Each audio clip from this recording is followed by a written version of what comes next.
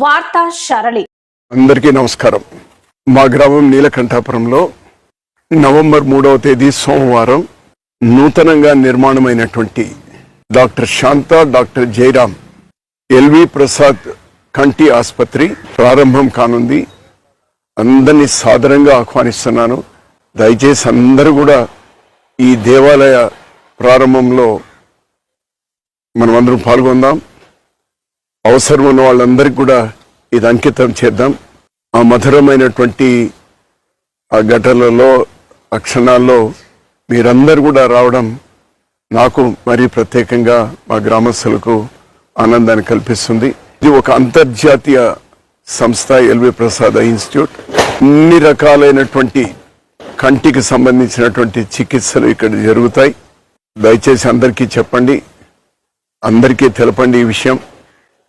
మీరందరూ కూడా రండి, మన వాళ్ళందరూ కూడా తీసుకొని రండి. మనమందరం కూడా కలిపి నవంబర్ 3వ తేదీ ఉదయం 9 గంటలకు ఈ ప్రారంభోత్సవ కార్యక్రమంలో పాల్గొంటూ అందరూ ఈ దేవాలయ నిర్మాణాన్ని పేదలకు అంకితం చేస్తూ,